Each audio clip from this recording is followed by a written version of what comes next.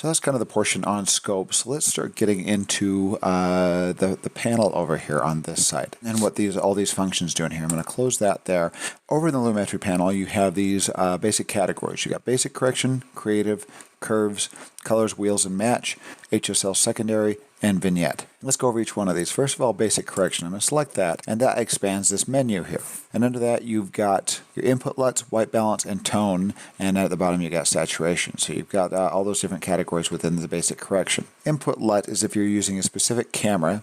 If you're using something that usually shoots log, you can install different type of log presets, which will take an image that looks fairly flat and give it kind of a pre-calibrated look to it. We're not going to really go through this right now, but if you're shooting in a specific camera format, you can download these LUTs online in different places. You can browse and add those here and just select them. So I'm going to reset this clip here. I'm going to remove attributes and take off the Lumetri color panel there. But as we pull down these LUTs and you click on different ones of these here, you're going to see usually a lot of contrast added to them because, like I said, this is used for cameras that shoot in log. So if I click on one of these, it's going to change it as you go into different types of cameras here. So I'm going to go to Effect Controls. We're going to delete that. We're going to move down to the white balance. So right now, there's the original shot. This one, as we mentioned, was a little bit on the blue side. I'm going to right-click and on my scopes over here and add the parade to demonstrate white balance. I'm just going to use the RGB parade and kind of show what's happening here. First of all, you have your temperature slider and your tint slider under white balance. This little eyedrop here, you can actually, if you can find something white in the image, you can click on this and this will give you a good starting point. There's not really anything like white in here. I guess that rock a little bit, but you can go and click on some pixels here and it will try to, see, it did detect that there was a heavy amount of blue in there, so it adjusted these sliders here to kind of try to white balance this to get your shot balanced. I'm going to undo that though, and I'm going to show you what these sliders do here, but we can look on our RGB parade and see that this one, it has a higher push in the greens and the blues. So we've got a blue and red slider up here, and they put these up here because these are kind of opposite colors here. They kind of, as you pull it over to blue, it's going to remove the reds. As you pull it to red, it's going to remove the blues. So this looks too blue, so if I grab this and start dragging it over to the red, you're going to see that blue channel dropping and adding more red. Down below, you've got the green and magenta slider, and we see that the green isn't quite up to the same level as the blue and the red, especially in the highlights. So we can grab our tint slider, which is basically green and magenta, which are also opposite colors. Oftentimes in front of green screens, people will use magenta gel on their backlights just to kind of kill the green spill on the subject. So those are literally opposite colors there. As we grab this and drag it this way, you'll notice that's boosting the greens in the shot, and you can see the greens being boosted up. Or if you drag it toward the magenta, it's suppressing the greens. So if we want to get that kind of balance, we'll bring the greens up, and we have a fairly balanced shot. Down below that, you have your tone. And your tone is going to adjust, once again, what tone is basically brightness levels or luma levels. I'm going to right click, go to our waveform and get rid of my RGB parade, and let's work on brightness levels here. Once again, 0 is where your details disappear in the darks. 100 is where your details disappear in the highlights or in the whites. And as you go from 0 to 100, it's going from dark to grays to white at the top. Now the way Premiere works with tone is basically your exposure kind of affects the region between around 40 to 60 in your mids. That's kind of the exposure area. I'm going to skip contrast, go down to highlights. Highlights are going to affect the region pretty much from like 60 to 80. And then whites are going to affect 80 to 100. And now if you go down lower, below exposure, which kind of starts around 40, your shadows are going to affect the regions around 40 to 20. And then your blacks are going to affect the region from 20 to 0. And that's approximate. That's just kind of what you'll see that as you're adjusting. So this shot looks kind of generally a little bit overexposed. I do have some stuff pushing up into the 80s here, mainly probably off the shirt and some of the rocks and skin there. So I'm going to grab my exposure and I'm going to turn this down a little bit. And you can see we bring back a little bit of detail by doing so. Now if you grab highlights, right here, this does not have many highlights because it's not looking up at the sky. But you'll notice as I move highlights back and forth, it's affecting mainly the top. Exposure was affecting the middle, highlights kind of the top, and then as you go to whites, it's going to affect the very tippy top of your image there. And eventually as you drag that up, it's going to start stretching the rest of it. Now blacks are going to do the very bottom of the scale there, and shadows are going to affect just above the black region there. So that's the way these tone sliders work. You have a lot of control over controlling your exposure. One thing that you can really do is work with contrast. Once you get your exposure set, what contrast does is makes it look a little bit more filmic, because what it does is separates the highlights, makes makes them further apart from the darks. Watch as I grab contrast and I slide it to the right. Look at the waveform there. It is stretching the highlights away from the darks. It's making them go further apart, and then look at the difference you get in the image here. You get more definition, and that's what kind of helps give it a little bit more of a cinematic look, is by adding a bit of contrast. You don't have to go nuts with it, but it helps your shot not look so flat. And the reason why they call it flat, watch when I drag it to the left and kill contrast, this waveform gets flatter, and look at the difference in the image that we've got there. So there's with contrast, there's without contrast. And you can see the difference in the look. As we go to the bottom, we've got our saturation slider here. Let's bring up our vector scope and kind of show what saturation does. We've already kind of shown that, but as we boost saturation, you'll notice those colors get more exaggerated and they grow out towards these regions here. As we drag that back the other way, it kills saturation. As you drag it all the way over the left, it makes it completely desaturated. Everything's going into a fine point here, and the image is in black and white. Notice my waveform here, that it hardly affects the waveform. It has a little bit of difference kind of changing on there, but the difference is fairly insignificant there. It's what the saturation does, because this is mainly a tone reader, not necessarily a saturation or color reader, the waveform. Now say we want to get something back to normal. Say we boosted the saturation and we want to get this back to its default.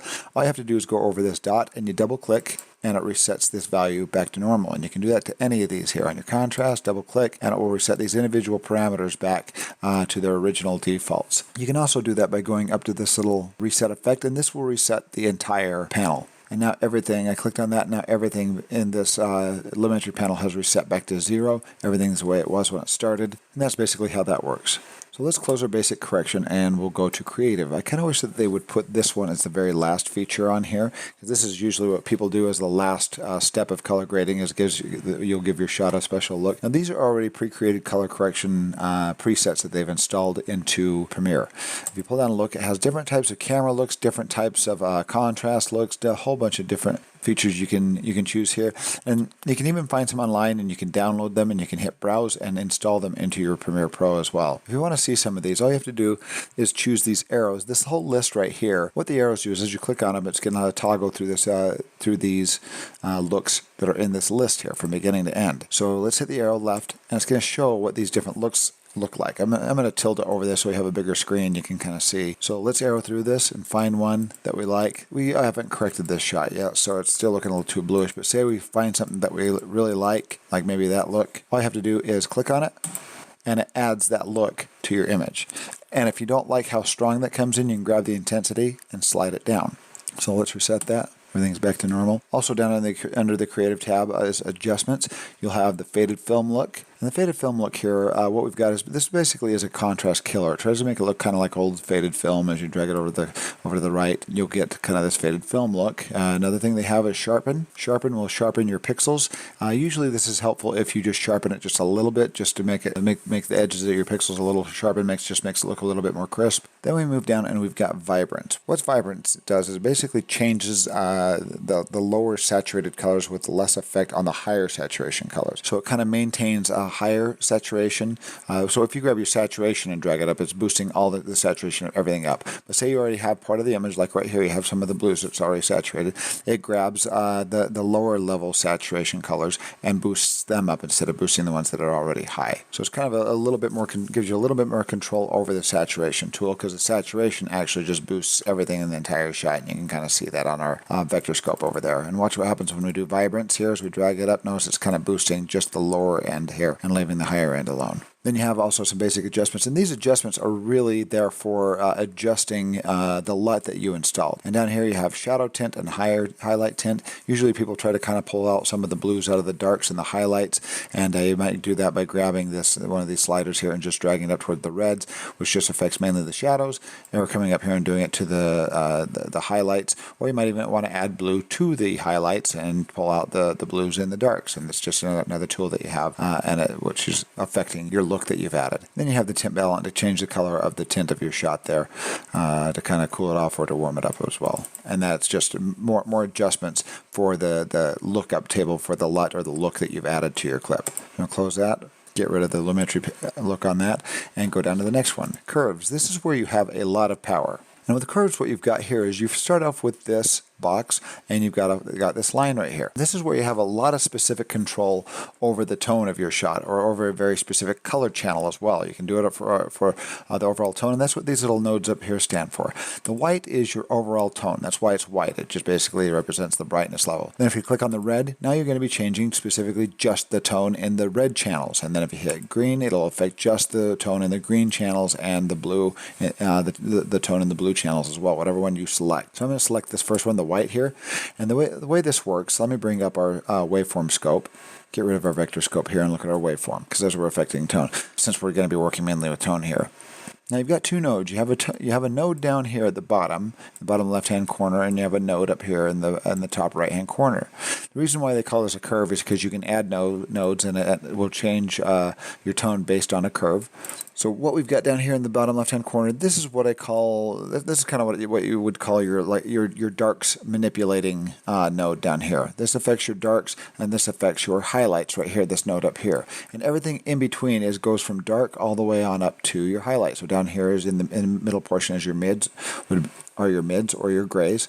And now we have kind of our exaggeration point areas. This is your highlight exaggeration area, and this is the dark exaggeration area down here. I kind of coined that. I kind of call it that just myself to help people understand it. As we grab this dark node here and we drag that up, look at the waveform monitor and look what we're doing to the darks. It is bringing the darks up, because this is the dark node and we're boosting it up, and this is the lower section down here. So if we pull this node down and drag it over this way, it'll start crushing those darks. And look at the waveform, look what it's doing there. If we go up the highlight node, same here. If we drag it to the right, it will brighten them more and start crushing the details in the highlights. If we grab this and drag it down, it'll bring those down to the darks until it's just everything's completely black. Now if we go here in the middle, if we want to boost exposure here, you can go in the middle, you can add a node exactly in the middle, and we drag this up to exaggerate them, it boosts the exposure. If we drag it this way, it brings down the exposure. And it treats this on a curve, so it kind of gradually affects all these darks as well, except but not beyond this node here, and the same up here. Keeps these nodes exactly where they are, the highlights defined where they are, and the darks defined where they are, but it gradually decreases your darks until it gets to the mids and so on up to the highlights, or increases them if you pull them this direction. And I'm going to double click on this node here, and it resets everything, but it resets that node and it gets rid of that node. But what I can do here is we can also create contrast. As we showed you contrast, where it was pulling the darks down, the highlights up to make it more contrasty, you can add a node down here in the darks, one up here in the highlights, and we can decrease our darks and increase our highlights, and you get a lot of strength in contrast here. Now there's a really heavy contrasty image right there, and this is called an S-curve. That's how you kind of create contrast without crushing your darks and without crushing your highlights. It's you work it out on this S-curve here. Now if we want to move over to the red channel, the green channel, or the blue channel here, let's go to our parade, and we can see that this has, get rid of the waveform, and we can see that this has a high push in the blues, and the blues are actually peaking out at 100 IRE. So I'm going to drag this node right here, the blue node, and I'm going to drag that down. And notice how it's just controlling the highlights. We're not bringing everything down, but we're bringing the blues down from the top. Let me kind of let's kill the contrast on this a little bit. It's a little too contrasty. And we're also going to go to basic correction, bring the exposure down so we can kind of see what we're doing here. And now I'll go back to curves. We brought the blues down. I'm going to bring them down even further. I'm going to select blue and bring down the blues even further there, get those kind of where they need to be. You can select on the green and bring the greens down as well. And you can even do color contrast in here by adding an S-curve on those as well, but not entirely necessary. And let's look where the subject is standing, kind of in this region here, and see we've got a little bit of boost on the greens, so we can grab that and bring the greens down. Look how much power we have with just these curves here. Quite a powerful tool. Now as we move down, we've got hue saturation curves here. Now this is what would be called hue versus saturation, basically. You can select specific colors, and you can bring down or bring up the saturation in a very specific color vector. I'm going to right click on here and go to our vector scope. And as we look at our vector scope, because we've got a big push toward the cyan, and we've got a bit of a push toward the kind of between red yellow there on the skin color line right there. And that's probably dealing a lot with the skin color of this fellow right here. Remember how we said the blood under the skin kind of creates this almost right on that exact line there, where everybody will share kind of the same skin color, but not the same skin tone. As I move down here to this, we can select, let's start working on the cyan here. Let's go down and we can select our cyan button here, click on that, and what that will do is it will add 3 nodes. And it adds these 2 nodes, so the rest of the color wheel stays exactly the same. And as you drag it this direction, it's going to desaturate that specific color. As you drag it this way, it will increase saturation. And you look at our vector scope there and see how it does it on that cyan line there. But I'm noticing it's just doing it a little bit to the side here. It's not doing it right over here. So what we could do is reset that. Let's go back to our cyan, and I'm going to grab this and drag it out a little further and drag this one and move it in and see if I can kind of nail those colors. And there we go. I nailed that color right there. Now I'm decreasing that cyan. You can see the cyan's decreased there, and I can drag it out here and increase the saturation on that cyan scale there. And you see that the cyan is actually right there in the shirt. That's the color of the shirt. So you can see that decrease, and look at this as we get it desaturated, saps it almost all color, and we can move this around and see where that is. But this is just something usually used to just kind of decrease or increase the saturation just in a very specific color vector. And you can do that with any of these colors and experiment with them. Like you can do it with the leaves in the trees or the blue in the sky and see what you get. And you can actually choose, let's double click reset that. You can actually choose a range of colors by going, let's go cyan and blue. And it puts nodes on the cyan and blue, and now you can really start figuring out where that shirt exists and what you need to do to get that shirt to not bleed so much or to increase the saturation in that blue area. Moving on to color wheels and match. Under this panel here, they've got some cool little features. This is kind of just different tools for doing some of the things that we've already been able to do under basic correction, but something with just a little bit more control, kind of like the curves here. It's just a different tool. What you've got under color wheels and match, let's describe these down here first, and then we'll come up here and talk about color matching. This is kind of a cool little feature that they've added into Premiere Pro for the 2018 updates. Down here you've got 3 wheels. You've got hue wheels. These are the hue wheels here that affect basic color temperature in the shadows, in the midtones, and in the highlights. And then you also have tone sliders next to it. So this is just another way to affect your tone. You can affect your tone in your shadows, your midtones, and your highlights. As we grab our shadows here, so when we drag them up and down, you can see it's mainly affecting the lower region down here on the tone or the brightness levels of those 3 color channels. If we had the waveform, it would show the white waveform. It would show all the brightness levels for the entire shot. But here we're just, since I've got this chart up there, we're just showing it on here. The midtones, you'll notice it starts affecting the exposure area in the middle of your image. And then as you do the highlights, let's double click on that and reset it. The highlights, you'll see it's affecting the tone in mainly your highlights. You'll see it is affecting the tone mainly in the highlights of the image. You can see that kind of stretching in this upper region there. And then you have your hue, you have your shadows. You can kind of blue up the shadows a little bit or warm them up. And this is going to mainly affect the shadows first until you drag it all the way over. Then it will start affecting the entire image. But you'll notice that it's affecting it mainly in the shadows right there. The midtones are going to be kind of once again, the 40 to 60 region. And as we move that up, that's going to warm them up. That's going to cool them down, or make them green, or make them magenta, whatever region you decide to drag them. Once this little area in the middle kind of disappears and fills in with color, that means that this has been affected. So you notice that these things have been changed. If that color solid has filled in, if you double click and reset it back to normal, now you got that wide open circle there. And similar on the tone, as you move tone, it turns that little node blue. So you know this has been changed, and that's been changed, and that's been changed by either the blue here or the filled in circle. So double click and back to white, double click, and back to normal. Now the color match feature is kind of cool here. What you can do is correct an image. Let's move to this shot right here, and we're going to do some quick adjustment on it. I'm going to bring down the exposure a little bit, and I'm going to bring down the saturation a little bit. We've got quite a bit of saturation, so bring down the overall saturation. And it looks like it's got kind of a bigger push and kind of reds there, so we can kind of cool this off a little bit there. And after we've done some adjustments on that clip there, let's go to this clip. And we want, as we play through from this clip to the next, they're an obvious mismatch in color tone and contrast and whatnot. So what we're going to do is go to this color wheels and match here. And this is going to look, what this really does is if you got this check mark right here, face detection, it's going to look for matching the skin color from one face to the next here. So I'm going to come up here and hit the comparison view so it has something to compare. Right now, this is the shot that's going to be correcting. And it's got a mini timeline here that has your entire timeline from down here embedded up into this window here. So you can kind of move through, and this will jump between edits right here. If you hit this arrow, it'll jump to the right to the edits or to the left of the edits. And I know this is about like and I know that this is the shot that we want to compare it to is about 2 minutes and 4 seconds into it. You can actually click in here and do 20400 for the frame holder, the frames there, and hit enter, and it will jump to that shot. There it is. So let's get this where we see kind of that lady's face there. So you can see the skin colors, there we go. And what we want to do is we want to match this one closer to that one. So we can go over here now that we've got this viewer up, and I'm going to hit Apply Match. And it will try to borrow the tone from the, and it will try to borrow the hue from this color and adjust these color wheels to match this shot. Let's give it a try. Apply Match. And there it goes. And did a really good job, actually. This one looks a lot more like that one.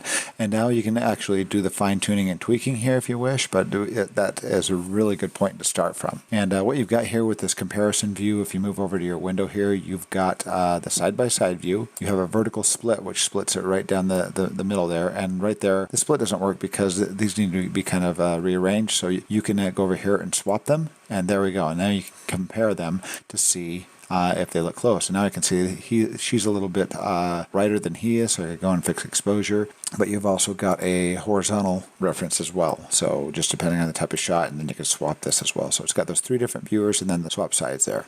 But I kind of like the side-by-side, and that comparison viewer is really helpful. It's one they added into the 2018 updates. Next, let's go to the HSL secondaries. This is a very powerful tool that's added to the Lumetri color panel. The difference between primary color correction and secondary color correction. Primary color correction is when you're correcting the overall image. It's called the global image. It corrects everything. If you add blues to it, it adds it to the entire image.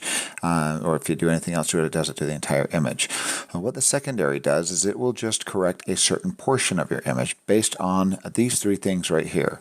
HSL, hue, saturation, and luminance. Hue, first of all, is just like the basic kind of color that it has based on that on these colors over here: red, yellow, green, cyan, blue, magenta. And you see that range of colors all throughout this little slider here down at the bottom. So those are your hues right there. Now over this little middle point lands right there, now you can correct it. You can select a portion of your image based on saturation. Right now it's in that kind of like a teal area there. So right now the saturation is kind of that teal color. And then luminance. Notice how this goes from, and the saturation slider goes from kind of desaturated all the way up to full saturation. And now the luminance here is based on how dark that teal color is, on up to how white how bright that teal color is. Well, and I'm just saying teal because it's right now, so it's on that color right there. Well, what you can do is, let's say we want to bring out the blues in the sky, but we don't want to bring out the blues. We don't want to make this rock blue. First of all, we just did basic correction and make that sky blue. We could go up to our temperature slider here and drag that over to blue. Now look how blue the sky is, but of course it's changed everything else as well, and that is primary color correction, so that doesn't work. So let's go down to our HSL secondary, and we're going to choose the sky based on hue, saturation, and luminance. And you do that, you start that by grabbing this little eyedropper here, moving it over to the image, and you select a portion of this blue. Now I clicked on that and notice it selected a little range of blue here, and what you've got here, this little diagonal slide right here, is where it kind of falls off of that, and it kind of feathers off of this portion of blue and feathers off on this portion, and then this solid region here is the region that's selecting that blue area there. And it's done that with saturation and luminance as well. If we go down here to this little pull down, you can tell it to show what you've selected based on color and gray. Let's check mark this, and it will show that I've selected this portion over here. Gray is what's being left out and is what's not going to be touched. And this blue right here, it left in color, is the region that it's selecting. You can also do this by color in black and color in white, just so you see what you have. The white is now the region that is selected, and the black is the part that it will not touch. And if you do color black, of course it does color here, and then black showing the stuff that's being left out. Color gray is pretty common. It just depends on what your preference is. If you really need an absolute, color black or color white is the way to go. Now if we need to increase that range of hue, what we can do is grab this little top triangle here, and you can drag it, and it will widen out the blue. And I let go, and now it's like accepting all these colors here, and it hasn't changed the mask very much. So I'm going to undo that, hit Control Z. And you can change the feather off as well, but it doesn't look like it's really changing the mask based on hue. My guess is it's going to do it mainly on luminance and maybe a bit on saturation. So let's grab this and expand the saturation of that blue, and notice how it's changed this bar down here to kind of blue. As we drag that across, it is starting to get more, but look at this. It's starting to get it into the mountains. And the reason why is because that blue sky is kind of reflecting a little bit of blue color on the mountains. Because this over here is in the shade, and this is in the sunlight, so this has a little bit more blue to it than this mountainside does here. So I'm going to pull that down until I get rid of the mountain, because I don't want that, but it is grabbing a wide range of the sky blue here. And now if we grab luminance, Now look at that. Now it starts eating into the clouds there. It starts eating into the kind of the blue filtering through the clouds. But we want those clouds to stay white. And we want this sky to be blue. So I'm going to kind of back that off a bit, maybe right there, and feather this off a little bit. Feather it into the clouds. So now that I've selected that portion there, we've got a couple other little tools down here to kind of refine the edges of your matte here. So the denoise feature is really helpful if you're using compressed footage. This is red footage, so it's not going to be as bad, but if you're using compressed DSLR footage or something, it would help to kind of drag this across and denoise it a little bit because of the compression noise. Now what the blur is going to do is it's going to kind of soften the edges here. If we grab this, watch as I drag it over. And if you drag the blur slide over, you can kind of see what it's doing. If I drag it way over, that's going to be way too soft.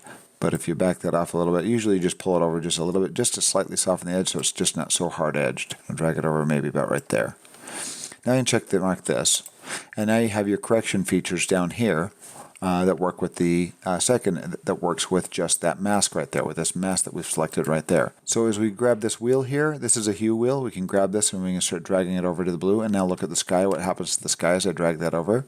It's becoming more bluish. Now if you go up to your basic correction, you can still do the basic correction on the entire shot here. We can change the exposure a bit.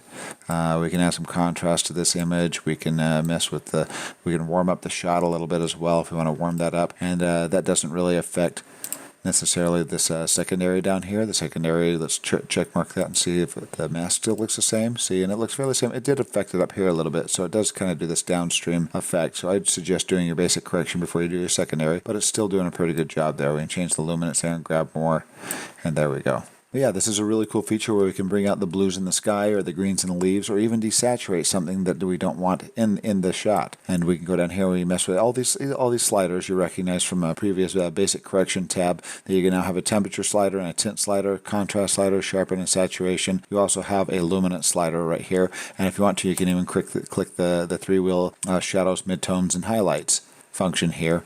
If you just do the single, it's just basically the midtones. If you hit the three-wheel, you've got control in the shadows, highlights, and in the midtones. And then the sliders on the side here, this is the luminance. As we bring this down here, you'll notice, see, look what it's doing to the sky there. That brightens the sky, and then this makes it a little darker. If you want a deeper, darker blue, there you go. So secondary color correction is a pretty cool feature that they have here. I'm going to go down to Vignette, and this is the last one. This one's a little bit cheesy. If you're working on something like DaVinci Resolve, this would be the equivalent of like doing Power Windows, but it only has, the limitation of the vignette is it only has one shape, and it's just basically a circle shape. But as we grab the amount here and we drag it to the left, look what happens. It adds this kind of darkened vignette around the outside of your image here. If we grab our feather here and turn this on, you'll see what it's really doing. It's creating this dark shape around the edge, and then you kind of feather it off to just kind of add a little bit of emphasis to whatever may be in the middle of the shot. Let's grab this feather and turn it down, and you can see what's happening with these other shapes.